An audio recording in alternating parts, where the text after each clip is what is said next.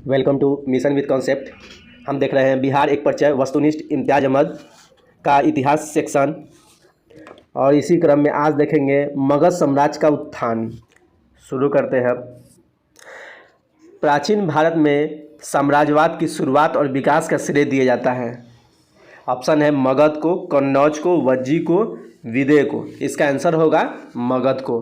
प्राचीन भारत में साम्राज्यवाद की शुरुआत और विकास का श्रेय मगध को दिया जाता है। मगध राज्य की आरंभिक राजधानी थी।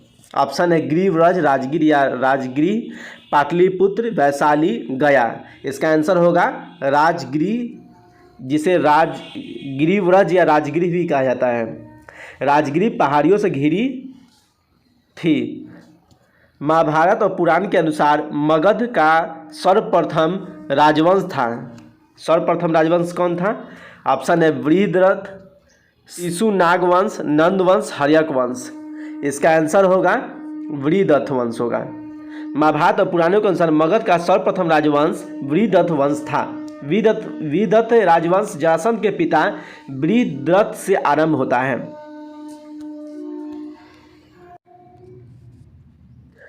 मगध जनपद का संस्थापक था। मगध जनपद का संस्थापक ऑप्शन है बृहद्रथ या जरासंध, महापद्मनंद, शिशुनाग वंश, उपयुक्त में से कोई नहीं। इसका आंसर होगा बृहद्रथ या जरासंध। बृहद्रथ राजवंश जरासंध के पिता बृहद्रथ से आरंभ होता है और इसके संस्थापक बृहद्रथ या जरासंध को माना जाता है। मगध साम्राज्य का वास्तविक संस्थापक कौन था? ऑप्शन है बिंबिसार, महापद्मनंद, शिशुनाग वंश, जरासंध। इसका आंसर होगा बिंबिसार। बिंबिसार का शासनकाल 544 ईस्वी पूर्व से 493 ईस्वी पूर्व तक रहा। बिंबिसार एवं अजातशत्रु किस वंश के थे? ऑप्शन है हर्यक वंश, शिशुनाग वंश, नंद वंश, उपयुक्त में से कोई नहीं। इसका आंसर होगा हर्यक वंश। बिंबिसार को श्रेणिक तथा अज्ञातशत्रु को कुनिक भी कहा जाता है। बिंबिसार महात्मा बुद्ध का मित्र था। मगध साम्राज्य का उत्कर्ष आरंभ हुआ। मगध साम्राज्य का उत्कर्ष आरंभ हुआ। ऑप्शन है जरासंध के शासन में, अज्ञातशत्रु के शासनकाल में, चंद्रगुप्त मौर्य के शासनकाल में, बिंबिसार के शासनकाल में। इसका आंसर होगा बिंबिसार के शासनकाल में। मगध साम्राज्य का उत्कर्ष बिंबिसार के शासनकाल में आरंभ हुआ। बिंबिसार ने किस राजकुमारी के साथ विवाह किया था? ऑप्शन है कौशल देवी, चेलना, खेमा, उपयुक्त सभी से। इसका आंसर होगा उपयुक्त सभी से। बिंबिसार ने वैवाहिक संबंधों द्वारा अपनी स्थिति मजबूत की थी। कौशल देवी कौशल की, खेमा पंजाब की, चेलना वजीद संघ की राजकुमारी थी। बिंबिसार ने ब्रह्मदत्त को पराजित कर कौन सा राज्य जीता? ऑप्शन है अंग, कौशल, वजीद संघ, अवंती। इसका आंसर होगा अंग। बिंबिसार ने ब्रह्मदत्त को पराजित कर अंग राज्य जीता। हर्यक वंश का दूसरा शासक था। हर्यक वंश का दूसरा शासक था। ऑप्शन है अज्ञातशत्रु, उदयन, नागदशक, शिशुनाग। इसका आंसर होगा अज्ञातशत्रु। हर्यक वंश का दूसरा शासक अज्ञातशत्रु था। अज्ञातशत्रु 493 से 461 ईस्वी पूर्व ने अपने पिता बिंबिसार की हत्या कर सत्ता प्राप्त की थी। राजगीर में दुर्ग एवं स्तूप की स्थापना मगध के किस शासक ने की? ऑप्शन है बिंबिसार, अज्ञातशत्रु, उदयन, उपयुक्त में से कोई नहीं। इसका आंसर होगा अज्ञातशत्रु। राजगीर में दुर्ग एवं स्तूप की स्थापना मगध के अज्ञातशत्रु शासक ने की।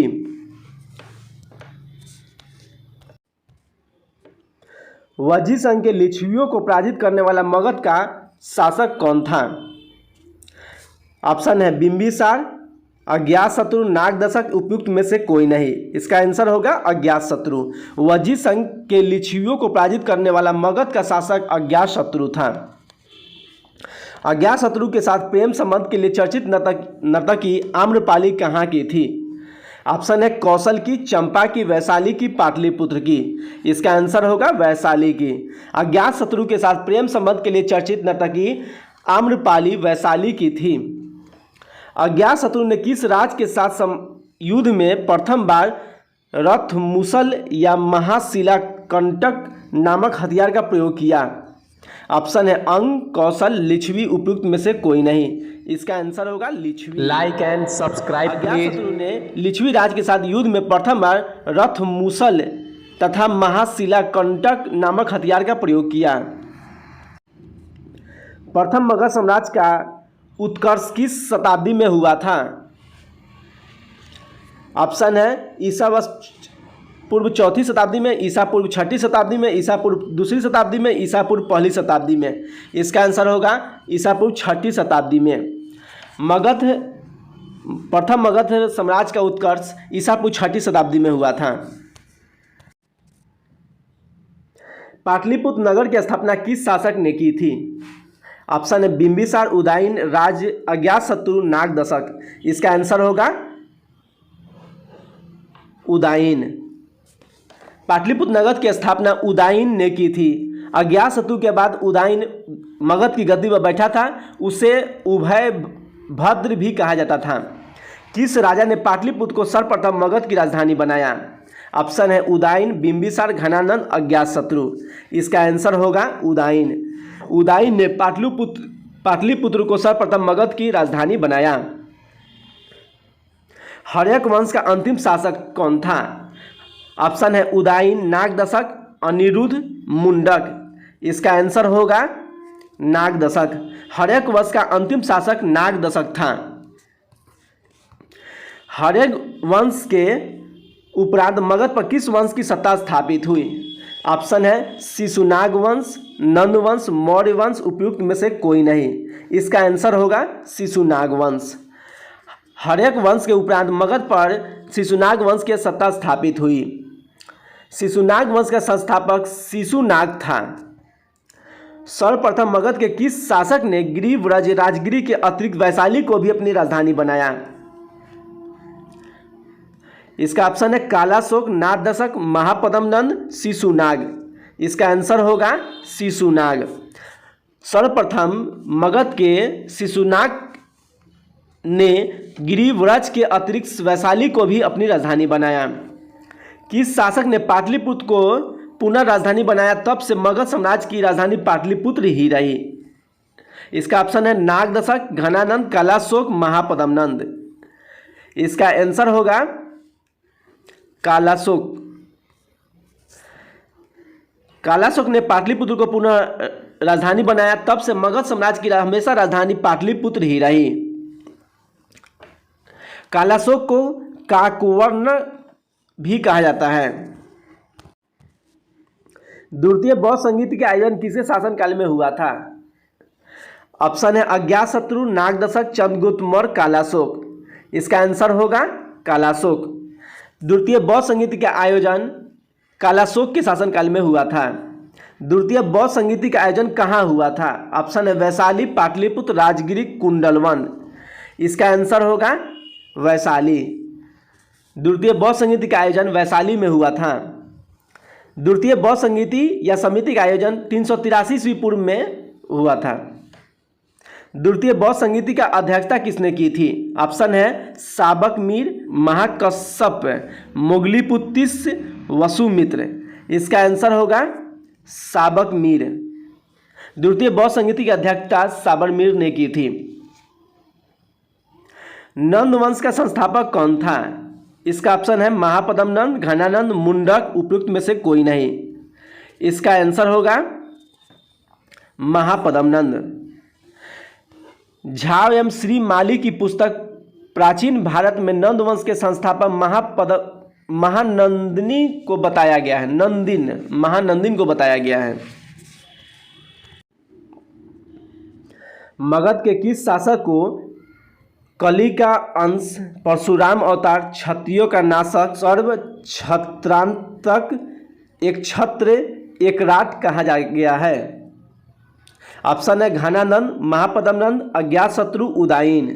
इसका आंसर होगा महापद्मनंद। मगध के महापद्मनंद शासक को कली का अंश, परशुराम अवतार, क्षत्रियों का नाशक, सर्व क्षत्रांतक, एक छत्र और एक राट कहा गया है। नंद वंश का अंतिम शासक था? ऑप्शन है महापद्म नंद, मुंड, घनानंद, कालाशोक। इसका आंसर होगा घनानंद, जिसे चंद्रगुप्त मौर्य ने पराजित किया था। नंद वंश का अंतिम शासक घनानंद था। प्रथम बौद्ध संगीति का आयोजन किसके शासनकाल में हुआ था? प्रथम बौद्ध संगीति के आयोजन के बारे में सवाल है। ऑप्शन है बिंबिसार, अज्ञातशत्रु, कालाशोक, घनानंद। इसका आंसर होगा अज्ञातशत्रु। इसका आयोजन लगभग 483 ईस्वी पूर्व में हुआ था। प्रथम बौद्ध संगीति का आयोजन अज्ञातशत्रु के शासनकाल में हुआ था।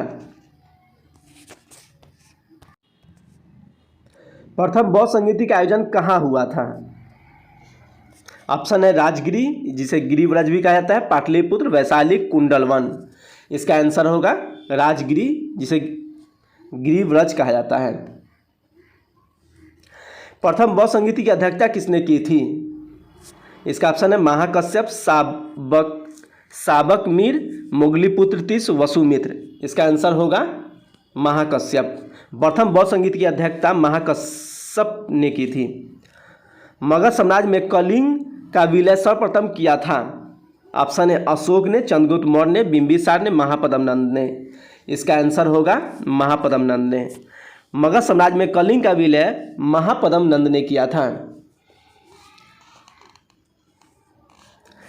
नेक्स्ट है Like and subscribe, please. कौन सा राजा सिकंदर महान का समकालीन था?